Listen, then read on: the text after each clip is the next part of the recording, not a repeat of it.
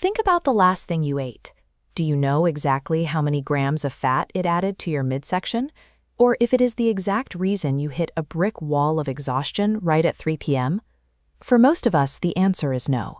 Our bodies are essentially black boxes, but clinical data reveals that 88% of adults experience measurable, intense biological shocks every single day without knowing it. As this monitor shows, our internal energy levels are constantly surging and violently crashing. Before we finish, we're going to look at why eating a piece of candy on an empty stomach triggers a massive physiological crisis, and how you can eat that exact sweet treat without doing any damage to your body.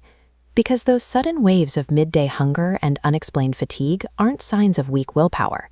They are direct distress signals from a system struggling to stay in balance. Navigating your health often feels like glancing into an airplane cockpit. There are complicated dials, flashing lights, and warning alarms going off everywhere. Most of us are passengers in this scenario, flying completely blind. But there is one specific lever in that cockpit that dictates almost everything else. It controls a molecule called glucose. When too much glucose floods into the bloodstream at once, its concentration rapidly surges and then crashes. This is a glucose spike. When these spikes happen, the body's warning systems trigger. The fallout manifests as hormonal acne, intense sugar cravings, afternoon exhaustion, and stubborn weight gain. To shut off those alarms and get the plane back to a smooth cruising altitude, you just need to do one thing: flatten your glucose curves. For decades, dietary marketing has pushed a simple math equation. Weight management is exclusively about balancing calories in versus calories out, but clinical studies prove otherwise. You can take 2 meals containing the exact same ingredients, the same nutrients, and the same number of calories, and they will trigger vastly different biological responses based entirely on the order in which the food is eaten. The optimal sequence is highly specific. You eat fiber first, like a vegetable starter. Then you eat your proteins and fats. Finally, you finish the meal with your starches and sugars. Eating in this sequence drastically changes how your digestive system processes the meal. By putting starches and sugars last, your hunger hormone, ghrelin, remains suppressed for up to 6 hours, stopping the blood sugar roller coaster in its tracks. Mastering the sequence of the food on your plate gives you far more control over your biology than simply restricting the size of your portions.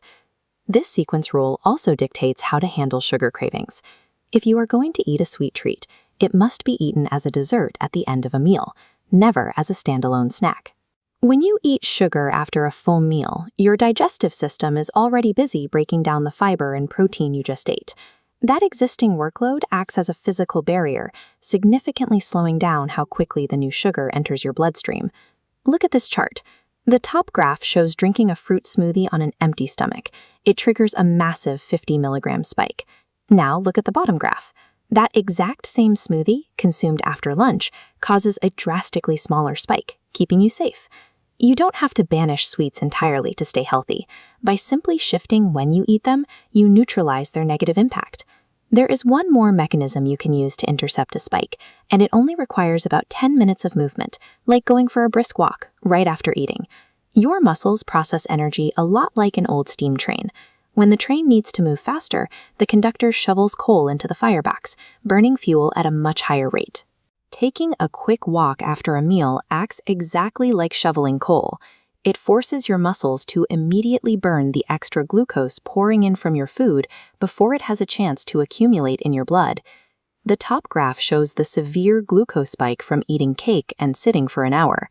The bottom graph shows the response to eating that exact same cake, but following it with a short hike. The curve is completely flat. Light physical activity acts as an immediate release valve for the carbohydrates you consume, burning the energy off before it can cause a system crash. So when you find yourself hit with severe fatigue and an intense sugar craving at 3 p.m., it's not a sign that you lack discipline. It is simply the inevitable biological crash resulting from eating your lunch in the wrong sequence. You can avoid that crash with 3 straightforward habits.